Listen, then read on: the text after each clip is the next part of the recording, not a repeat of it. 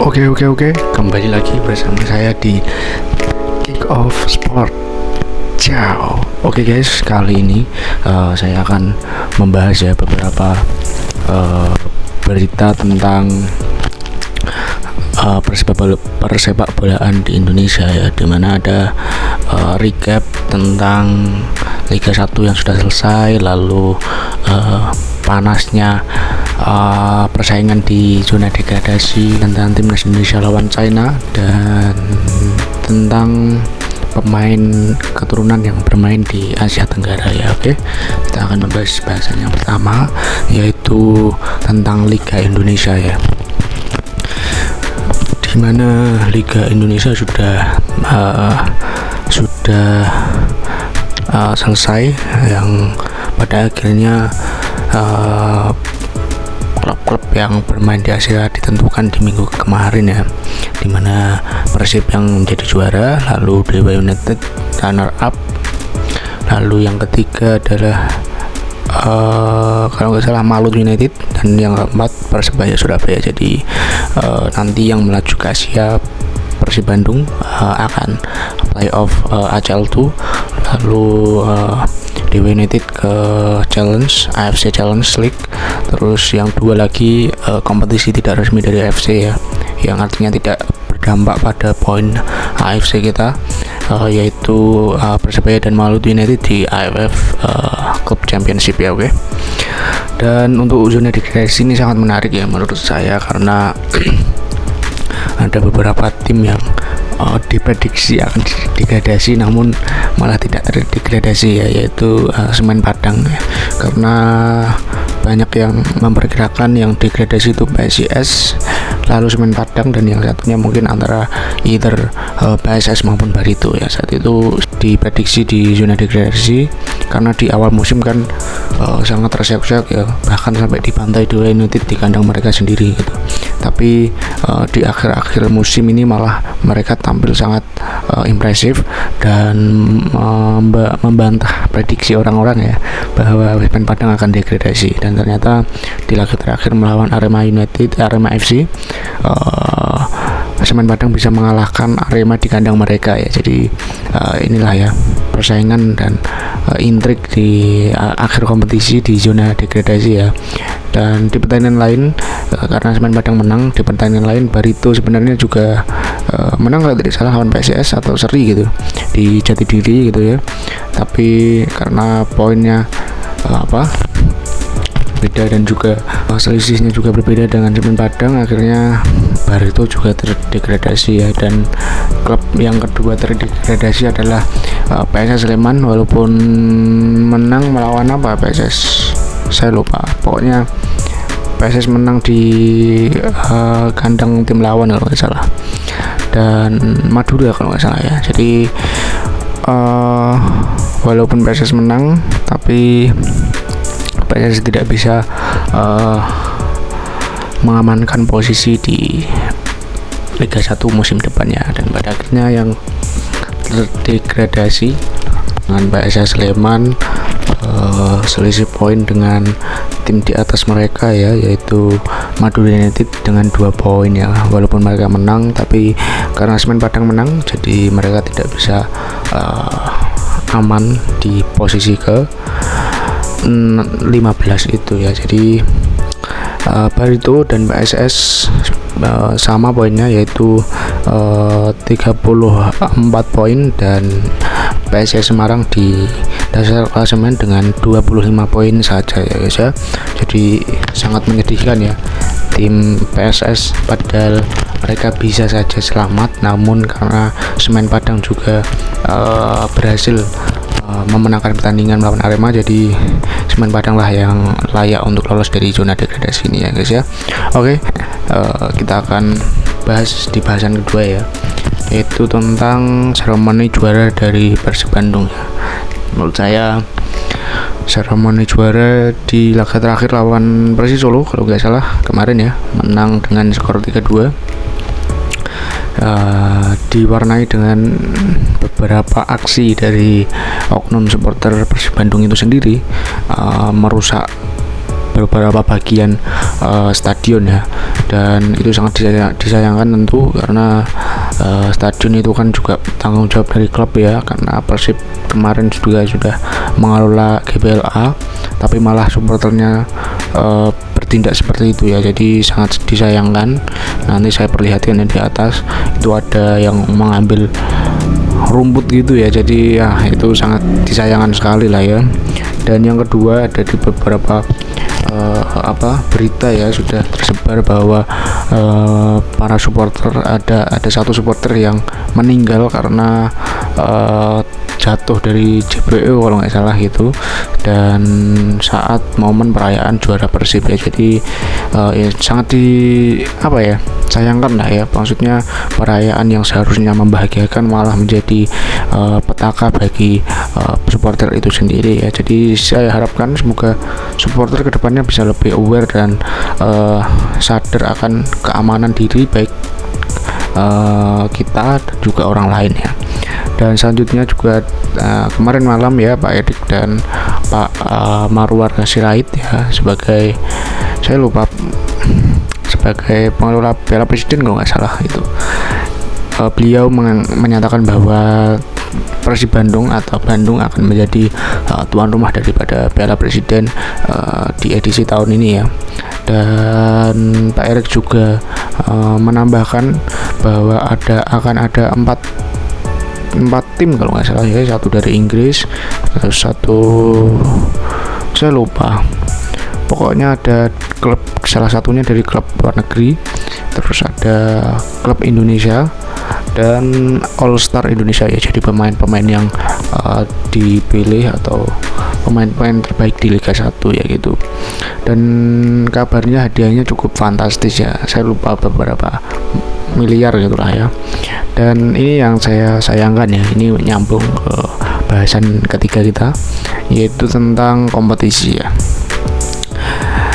Untuk yang kalian yang mungkin belum tahu ya, bahwa Indonesia tuh kompetisinya cuma satu guys ya, yaitu Liga 1 doang guys ya. Dimana ini sangat disayangkan ya, sebagai negara besar seharusnya kompetisi di sepak bola Indonesia itu lebih banyak gitu, bukan turnamen tapi kompetisi ya yang jangka panjang itu, yang berdurasi panjang. Kita bisa lihat ya, Indonesia itu cuma satu kompetisi, yaitu Liga 1, Liga 2, Liga 3, Liga 4, itu satu kompetisi ya. Beda lagi dengan negara-negara lain. Di Malaysia itu ada 4 kompetisi, yaitu Liga Super Malaysia, lalu kalau nggak salah FA Cup, lalu Piala Sumbangsih itu kayak Community Shield di Inggris mungkin ya. Terus yang terakhir itu apa ya, saya lupa, pokoknya Piala Malaysia. Jadi ada 4 kompetisi. Di Indonesia cuma satu, yaitu Liga 1 yang saya jelaskan tadi, yang berurutan Liga 1, Liga 2, Liga 3, Liga 4. Itu satu kompetisi aja guys ya. Dan di Thailand itu sama dengan Malaysia, ada 3-4 kompetisi gitu. Ada FA Cup-nya, ada Piala Thailand-nya gitu. Jadi ada Community Shield-nya gitu. Jadi itu yang menambah warna di dalam persepak bolaan negara itu. Jadi menurut saya Indonesia ini sangat tertinggal jauh dari sistem kompetisi itu sendiri gitu. Jadi kita bisa lihat ya bagaimana Thailand, Vietnam, Malaysia, bahkan Singapura guys itu punya kompetisi liganya gitu. Jadi ada piala liganya kayak FA Cup-nya di Inggris gitu ya. Tapi di Indonesia itu nggak ada ya, karena Piala Indonesia itu terakhir diselenggarakan pada tahun 2019 dan setelahnya nggak ada karena ada kendala biaya mungkin, dan itu menurut saya nggak masuk akal. Maksud saya itu kan tanggung jawab dari federasi atau pengelola liga kan, sebagai operator melaksanakan kompetisi. Saya kurang paham maksudnya siapa yang menggelar kompetisi Piala Indonesia, lalu kompetisi-kompetisi lain itu LIB atau PSSI. Tapi apa ya, masalah dana ini menurut saya agak lucu ya, karena Piala Liga itu kan punya kompetisi yang menurut saya lebih menarik, karena timnya itu nggak hanya Liga 1 tapi dari jenjang-jenjang turunannya, Liga 2, Liga 3 gitu. Karena itu yang membuat daya tarik tersendiri bagi Piala Indonesia. Tapi sayangnya PSSI dan PT LB tidak melakukan itu. Padahal itu tugas utama mereka loh, Piala Indonesia atau Piala FA-nya Indonesia. Karena gimana ya? Bagaimana pemain-pemain kita itu mendapatkan jam terbang kalau kompetisi kita itu cuma satu? Ya kan? Kalau kita mikir gini, liga kita 34 pertandingan itu berapa bulan? 9 bulan.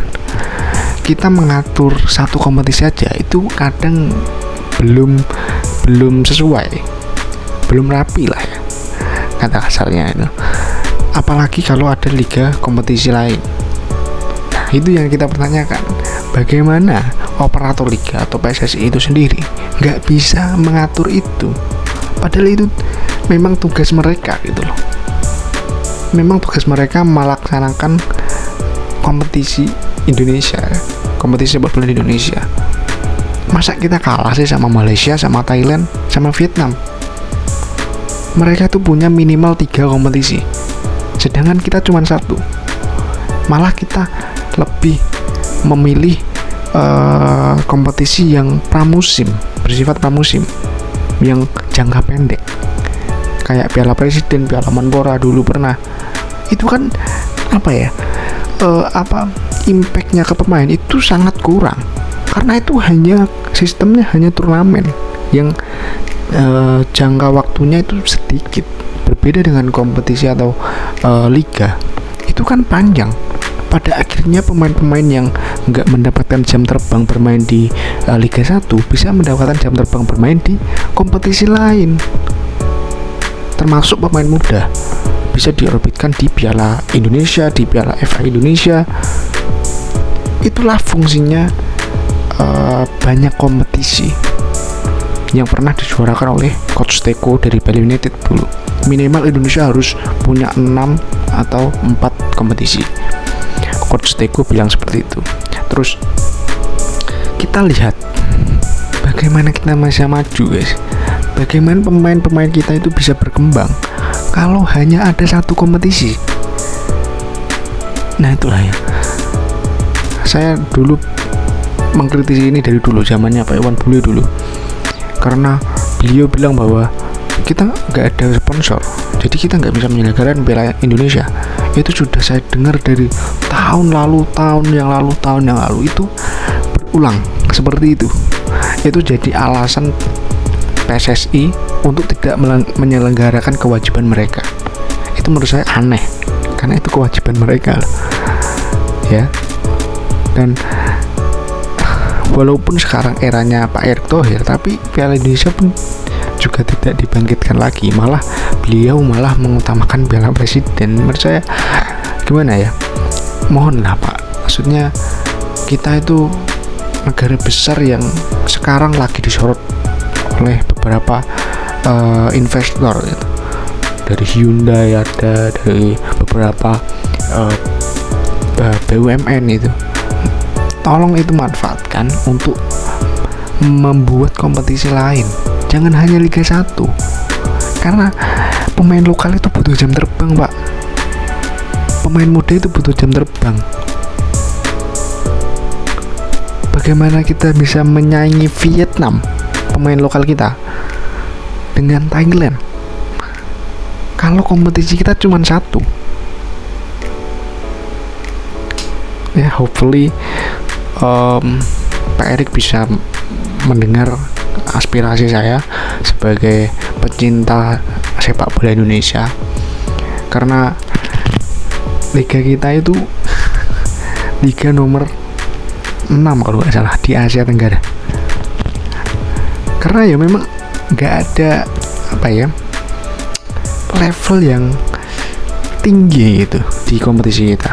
Pada akhirnya klub-klub yang bermain di Asia itu bermain dengan buruk, bermain dengan setengah hati. Jadi semoga kedepannya Piala Presiden itu diganti dengan Piala Indonesia atau dulu namanya apa lupa saya. Pokoknya Piala Liga harus jalan, yaitu Piala Indonesia harus jalan. Semoga ini bisa didengar oleh Pak Erick Thohir. Bahasan keberapa? Kelima ya, tentang pemain-pemain yang pemain keturunan yang bermain di Asia Tenggara ya, mulai dari Jordi Amat dulu di JDT, lalu sekarang Saint Patinama di Buridam. Dan ini sangat disayangkan ya, karena menurut saya Saint Patinama itu kan pemain yang masih tergolong usia emas. Saya kurang cross check tadi umurnya berapa, 25-27 kayak nggak salah. Dan itu menurut saya harus ya tetap di Eropa lah, karena supaya bisa memberikan contoh kepada pemain-pemain di Indonesia supaya bermain di Eropa itu. Karena kalau pemain abroad saja ke Liga Asia Tenggara, ya bagaimana pemain muda kita bisa termotivasi gitu loh. Jadi saya harapkan pemain-pemain lain ya, Ragnar Mangun, lalu Tom Hai, nah jangan ke Asia Tenggara dulu lah ya, minimal ke Korea, Jepang lah, kayak Sandy Wells gitu ya. Oke, kita lanjut di bahasan terakhir, yaitu Timnas Indonesia ya, di mana Timnas Indonesia sudah mengumumkan beberapa pemain yang dipanggil di training center di Bali ya. Ada beberapa nama baru, yaitu Lili Pali, lalu siapa lagi, kipernya PSM itu juga dipanggil gitu ya. Ya hanya itu ya, yang lainnya sama. Orad Maun nggak dipanggil ya, karena ada beberapa mungkin masalah atau cedera gitu. Dan ya latihannya itu akan diselenggarakan pada tanggal 26 besok dan dilaksanakan di training center Bali United ya. Ini hebatnya Bali United, satu-satunya tim yang punya training center terlengkap di Indonesia ya. Mantap Bali United, semoga tim lain bisa seperti Bali United, supaya timnas Indonesia latihan itu nggak hanya di Bali United terus, tapi bisa di tim-tim Liga 1 ya. Ini menurut saya sedikit tamparan bagi klub-klub bersejarah di Indonesia, bahwa ya kalau tim Anda punya lapangan bagus, punya tempat latihan yang bagus, timnas akan datang ke sana gitu. Kalau Anda nggak punya, ya jangan protes gitu ya. Dan kembali lagi ke timnas Indonesia ya, kita akan melawan China tanggal 6 Juni di GBK ya. Dan ya kita harapkan bisa memenangkan pertandingan, karena ini sangat menentukan untuk nasib kita ke round 4 nantinya ya guys ya. Oke, thank you sudah nonton dari tadi, dan salam kick off sport. Ciao.